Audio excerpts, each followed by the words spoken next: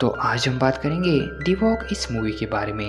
ये एक सच्ची बायोग्राफिकल कहानी है। इस कहानी की शुरुआत में ये दिखाया जाता है कि एक 8 साल का बच्चा जिसकी शहर में एक सर्कस आता है और वो बच्चा सर्कस देखने जाता है।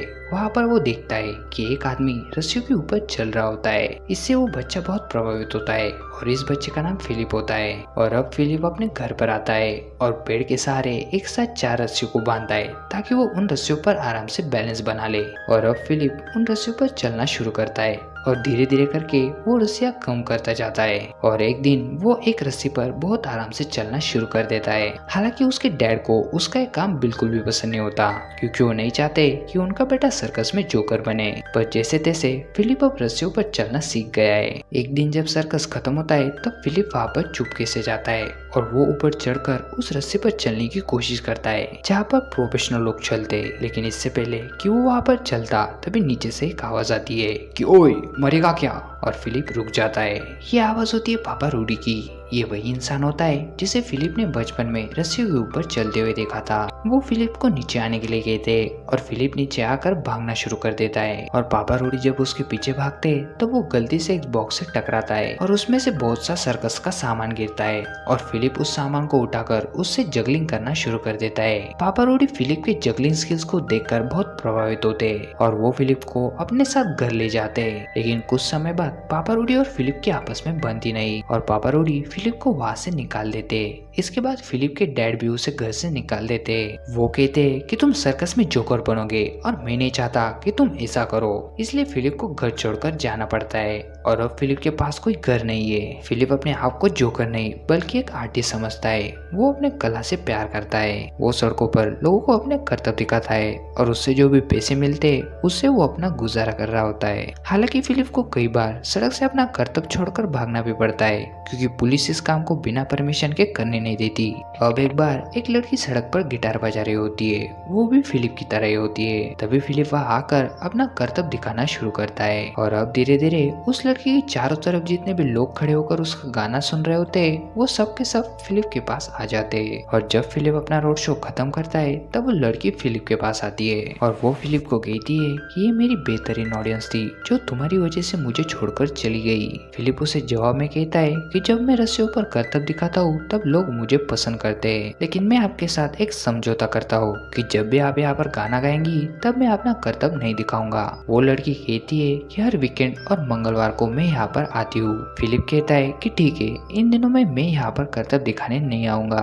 इस लड़की का नाम एनी होता है और फिलिप एनी से बोलता है कि क्या तुम मेरे साथ वाइन पीने आओगी। एनी उसे मना कर देती है। फिलिप उसे कहता है कि अगर तुम मेरे साथ वाइन पीने जाओगी तो मैं इस इलाके के आसपास कभी भी अपनी रस्सी नहीं बांधूंगा। और एनी उसकी बात मान जाती है। अगले दिन जब फिलिप अपना करतब दिखा रहा होता है तब एक बच्ची उसे कैंडी देती है और जब फिलिप उस कैंडी को खाता है तो उसके दांतों में बहुत जोरों से दर्द होता है और इस वजह से उसे डेंटिस्ट के पास जाना पड़ता है। डेंटिस्ट के वहाँ पर एक मैगजीन होती है और जब वो उस मैगजीन को देखता है तो उसमें ट्विन टावर्स की फोटो होती है। ये उस टाइम की दुनिया की सबसे ऊंची टावर होती है और उन टावर्स को वर्ल्ड ट्रेड सेंटर भी कहा जाता है। और फिलिप उस मैगजीन का पेज फाड़कर वहाँ से निकल आता है और उस दिन वो ये तय करता है कि वो एक दिन इन टावर्स के बीच में रस्सी लगाकर जरूर चलेगा। अब शाम को फिलिप एनी के साथ वाइन शॉप में जाता है और वहाँ पर फिलिप एनी को अपने सपने के बारे में बताता है। वो कहता है कि भले लोग मुझे पागल क्यों ना समझे लेकिन मैं ये करना चाहता हूँ। एनी उसे सपोर्ट करती है और उसे कहती है कि मुझे तुम्हारा ड्रीम अच्छा लगा और यहाँ पर उनकी ये छोटी सी मुलाकात प्यार में बदल जाती है। इसके बाद एनी अपने आर्ट स्कूल में 2 पेड़ों के बीच में रस्सी बंधवा देती है और अब फिलिप रोजाना वहाँ आकर अपनी प्रैक्टिस करता है जिससे वो एनी से मिल भी लेता है। अब एक दिन जब फिलिप वहाँ पर प्रैक्टिस कर रहा होता है तब उससे मिलने के लिए एक फोटोग्राफर आता है जिसका नाम शॉन्डवी होता है और वो फिलिप की कुछ फोटोज लेना शुरू कर देता है। फिलिप उसे बताता है कि मैं अमेरिका जा रहा हूँ और मैं वहाँ पर एक ऐसा कारनामा करूंगा जो इस सदी का सबसे बड़ा कारनामा होगा। फिलिप उसे कहता है कि मैं सबसे ऊंची जगह पर रस्सी बांधूंगा और उसके बाद अचानक से लोगों के सामने आ जाऊंगा जिससे सब लोग चौंक जाएंगे। हालांकि ये गैर कानूनी है लेकिन एक कलाकार हमेशा एक बागी होता है। वो हमेशा बगावत करता है। शॉन्डोई बोलता है कि मैं भी तुम्हारा इसमें साथ देना चाहता हूँ। फिलिप उसे कहता है कि हाँ, तुम इस इवेंट के ऑफिशियल फोटोग्राफर बन सकते हो। और तभी अचानक से उसकी वो रस्सी जिस पर वो प्रैक्टिस कर रहा होता है वो टूट जाती है। शॉन उसे कहता है कि तुम्हारा सबसे बड़ा इवेंट सबसे बड़ी दुर्घटना में ना बदल जाए, और इसके बाद उन दोनों की दोस्ती हो जाती है। और अब फिलिप सीखना चाहता है कि सही तरीके से तार कैसे बांधा जाता है, और इसीलिए फिलिप पापा रूडी के पास जाता है। ये वही इंसान है जिसके पास वो एक बार पहले भी करतब सीखने के लिए गया था। वो पापा रूडी से बोलता है कि मैं आपसे सीखना चाहता हूँ कि सही तरीके से तार कैसे बांधा जाता है। पापा रूडी बोलते हैं कि जिस काम को सीखने के लिए मैंने अपनी जान लगा दी वो मैं तुम्हें ऐसे ही सिखा दूं। फिलिप बोलता है कि मैं आपको इसके बदले में पैसे दूंगा। और फाइनली पापा रूडी फिलिप को तार बांधना सिखाते और साथ में अपने टीम के साथ रहने की परमिशन भी देते। हालांकि वो उनके साथ सर्कस में कोई करतब नहीं दिखाता, लेकिन जब शो खत्म हो जाता है तब वो बड़े टेंट में जाकर रस्सी पर चलना शुरू करता है। क्योंकि सड़कों पर वो इतनी ऊंची रस्सी नहीं बांध पाता, इसलिए उसे ऊंची रस्सियों पर चलने की आदत नहीं होती। पापा रूडी उसकी डेडिकेशन देखकर उसे गाँव में परफॉर्म करने का मौका देते और उसे 2 पेड़ों पर रस्सी बांध देते और नीचे झील होती है। लेकिन फिलिप इसे पूरा नहीं कर पाता क्योंकि वहाँ पर नीचे बहुत सारे मछुआरे होते और वो उसे गालियां दे रहे होते, उसका मजाक उड़ा रहे होते, और इससे फिलिप डिस्ट्रैक्ट हो जाता है और वो झील में गिर जाता है। फिलिप अपने इस फेल्योरशिप को रिकवर करने के लिए 2 पुरानी इमारतों के बीच में रस्सी बांधता है। यहाँ पर हर रोज टूरिस्ट आते और फिलिप शॉन्डो की मदद से पूरी रात उन बिल्डिंग्स पर रस्सी बांधते, और जब सुबह रस्सी बन जाती है तो फिलिप उन रस्सियों पर चलना शुरू करता है। ये बहुत ऊंचा होता है और अगर वो यहाँ से गिरा तो वो मर जाएगा, लेकिन फिलिप अपने इस करतब को, इस परफॉर्मेंस को पूरा कर देता है। लेकिन एक गैर कानूनी है, इसलिए फिलिप को पुलिस अरेस्ट कर लेती है और अगले दिन उसकी फोटो अखबार में भी छपती है।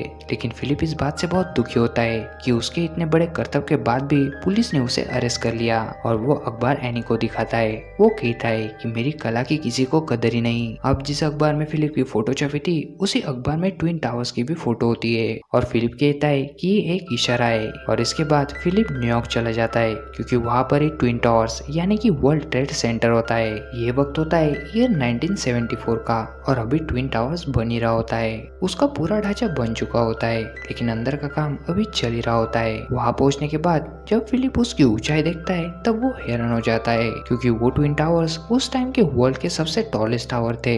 उसकी ऊंचाई 1368 फीट थी और उसमें लगभग 110 फ्लोर्स थे। लेकिन फिर भी फिलिप बिना डरे उसकी छत पर जाता है और वहाँ जाकर वो डिसाइड करता है कि वो यहाँ पर तार बांधकर एक दिन जरूर चलेगा। अब यहाँ पर सबसे मुश्किल काम ये है कि इन दोनों बिल्डिंगों के बीच में तार बांधना, क्योंकि वहाँ पर हवा का दबाव भी ज्यादा होगा और तार बिल्कुल कसा हुआ होना चाहिए। इसलिए वो पापा रूडी के पास जाता है और पापा रूडी उसको बताते हैं कि उसको तार कैसे बांधना होगा। वो उसे बताते हैं कि उसे तार के साथ साथ लंगर भी बांधना होगा, और इसके साथ साथ पापा रूडी उसको सारे पैसे भी वापस कर देते हैं जो उन्होंने फिलिप को सिखाने के बदले में लिए थे। वो कहते कि इस काम में कुछ खास बात तो जरूर है। अब यहाँ पर सबसे बड़ी प्रॉब्लम ये है कि वो तार को एक छत से दूसरी छत तक पहुँचाएंगे कैसे। इसलिए वो ये डिसाइड करते कि सबसे पहले ये एक पतले तार को दूसरी छत तक पहुँचाएंगे और उसके सहारे वो मोटे तार को खींच लेंगे। लेकिन इतनी दूर तक पतला तार पहुँचाना भी बहुत मुश्किल है। इसलिए फिलिप का जो दोस्त शॉन होता है वो एक लड़के को लेके आता है, उसका नाम होता है जेफ, और वो इन्हें बताता है कि हम एरो के जरिए तारों को एक छत से दूसरी छत तक पहुँचा सकते हैं, और वो उन्हें एरो चलाकर भी दिखाता है। और तार यानी कि जो एरो होता है वो उतने डिस्टेंस तक पहुंच भी जाता है जिस डिस्टेंस पर दूसरी छत होती है। और अब इस बात से फिलिप को राहत मिलती है कि अब इनके पास एक तरीका है जिससे वो एरो को यानी कि उस तार को दूसरी छत तक पहुंचा सकते हैं। और इस मिशन में अब ये 4 लोग हो चुके और अब फिलिप रस्सी पर चलने का दिन डिसाइड करता है 6 अगस्त 1974। इसके बाद वो एक बार फिर से न्यूयॉर्क पहुंच जाते क्योंकि वहीं पर ही ट्विन टावर्स होते, और वहां पर पहुंचने के बाद फिलिप एक नकली आर्किटेक्ट बनकर ट्विन टावर्स यानी कि वर्ल्ड ट्रेड सेंटर के अंदर जाता है क्योंकि उसे यहाँ की सारी इंफॉर्मेशन निकालनी होगी कि कौन सी सिक्योरिटी कब आती है, कब जाती है, और कौन सा सिक्योरिटी वाला कहाँ पर बैठता है और कितने वक्त तक बैठता है, क्योंकि उन्हें लोहे के मोटे मोटे तार और उन्हें बांधने के लिए कई सारे इक्विपमेंट्स ऊपर छत पर लेकर जाने हैं। और फिलिप वो सारी इंफॉर्मेशन कलेक्ट कर लेता है। हालांकि वर्ल्ड ट्रेड सेंटर के अंदर अभी भी काम चल रहा है, लेकिन उसका जो नॉर्थ टावर होता है यानी कि 2 टावर में से जो एक टावर होता है उसमें बहुत सारे फ्लोर्स में अब ऑफिसेस है। और जब एक दिन फिलिप वहां पर इन्वेस्टिगेशन करने जाता है तब लिफ्ट में उसे एक आदमी मिलता है जो फिलिप को पहले से जानता है और ये आदमी इसी बिल्डिंग में काम करता है। इसका नाम बैरी होता है और फिलिप इसे भी अपने काम में अपने मिशन में शामिल कर लेता है क्योंकि वो इस बिल्डिंग में काम करता है और वो उसकी मदद कर सकता है। और इनके मिशन में अब ये टोटल 5 लोग हो चुके हैं और ये पांचों के पांच एक साथ मिलकर प्लान बनाना शुरू करते हैं। प्लान पूरा होने पर इन्हें अब वॉकी टॉकीज की जरूरत है क्योंकि ये सब एक दूसरे से दूर होंगे। और इसी सिलसिले में वो एक शॉप में जाते हैं। शॉपकीपर ये बात समझ जाता है कि ये सब लोग किसी प्लान को अंजाम देना चाहते हैं क्योंकि ये पुराने टाइम के एक खास तरह के वॉकी टॉकीज को खरीदना चाहते हैं। और शॉपकीपर के पूछने पर ये उसे उनका पूरा प्लान बता देते हैं और वो भी उनके प्लान में शामिल हो जाता है। धीरे धीरे दिन बीतते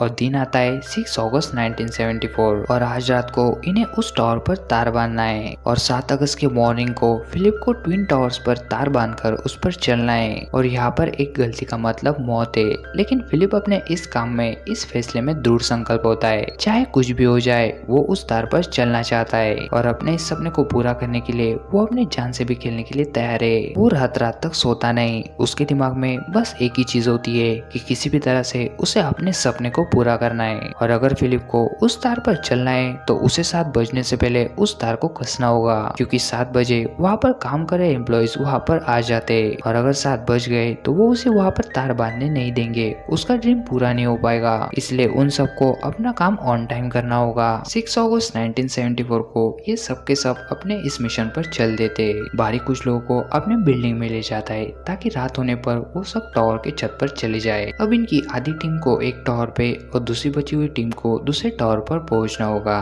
ताकि ये दोनों तरफ पहुंचकर तारों को कस सके। लेकिन टावर के छत पर पहुंचना इतना भी आसान नहीं है क्योंकि वहाँ पर सिक्योरिटी बहुत टाइट होती है। लेकिन फिर भी काफी रुकावटों का सामना करने के बाद वो दोनों टीम्स छत पर पहुंच जाती है और अब दूसरी छत से एरो को फेंका जाता है। लेकिन इतनी रात को उन्हें वो फेंका हुआ एरो नहीं मिलता क्योंकि वहाँ पर बहुत अंधेरा होता है। लेकिन बहुत कोशिशों के बाद फिलिप को वो एरो मिल जाता है। अब जिस तरह से इन्होंने प्लान बनाया होता है उस प्लान के हिसाब से ये 3 घंटे लेट होते हैं और 7 बजने से पहले उन्हें वो तार कसना होगा, नहीं तो वहाँ पर एम्प्लॉयज आ जाएंगे और अगर उन्होंने इन्हें यहाँ पर देख लिया तो वो इन्हें यहाँ से भगा देंगे। अब पूरी रात काम करते करते सुबह हो जाती है लेकिन अब भी उनकी तार पूरी तरह से कसी नहीं होती।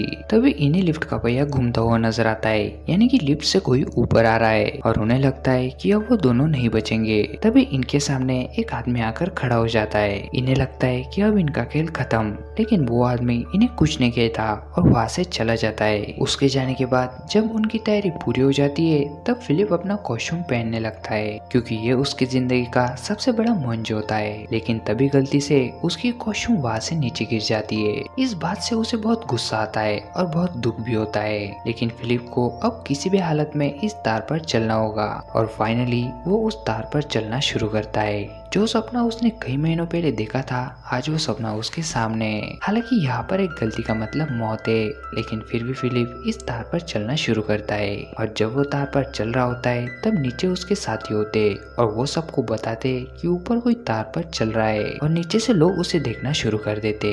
और फिलिप धीरे धीरे से चलते हुए एक टावर से दूसरे टावर तक पहुंच जाता है। आज फिलिप ने अपना वो सपना पूरा कर लिया है जिसे उसने देखा था, जिसे वो पूरा करना चाहता था और एक कोई आम इंसान नहीं कर सकता।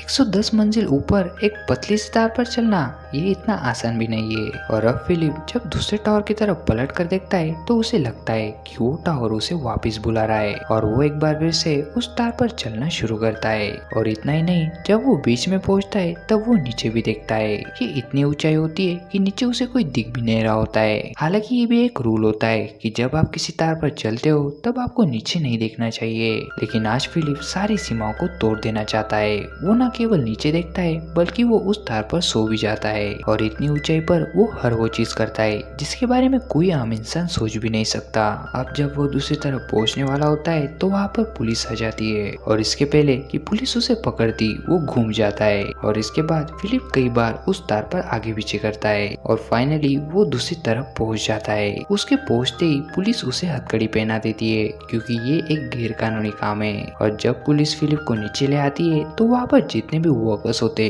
जितने भी लोग होते, वो सब फिलिप के लिए तालियां बजाते। पुलिस फिलिप को नीचे ले आकर एक कुर्सी पर बिठाती है और जिस ऑफिसर ने उसे अरेस्ट किया होता है वो उसे कहता है कि एक बात तो माननी पड़ेगी कि तुम्हारे अंदर बहुत दम है, ऐसा कारनामा मुझे मेरी जिंदगी में कभी भी दोबारा देखने को नहीं मिल सकता। और इसके बाद वहाँ पर बहुत सी प्रेस भी आती है और वो सब के सब फिलिप को कवर करते। वो उसे पूछते कि तुमने ऐसा क्यों किया। फिलिप कहता है कि क्यों किया इसका जवाब तो मेरे पास नहीं है, लेकिन जब मुझे तार बांधने के लिए कोई खूबसूरत जगह दिखती है तब मैं वहाँ तार बांध देता हूँ। इसके बाद फिलिप पर केस चलता है और जज उसे सजा सुनाता है कि पार्क में कम ऊंचाई पर बच्चों के सामने वो अपने सारे करतब, सारे आर्ट्स दिखा सकता है। और अब फिलिप अपनी इस कामयाबी के लिए अपने सारे साथियों को शुक्रिया कहता है। वो उन्हें कहता है कि अगर तुम मेरे साथ नहीं होते तो मैं ये काम कभी नहीं कर पाता। इसके साथ साथ जिन लोगों ने ट्विन टावर्स यानी वर्ल्ड ट्रेड सेंटर बनाया था उन लोगों को फिलिप का काम बहुत अच्छा लगता है और वो उसे एक पास देते ताकि वो कभी भी यहाँ छत पर आ जा सके। लेकिन वो उसे ये भी कहते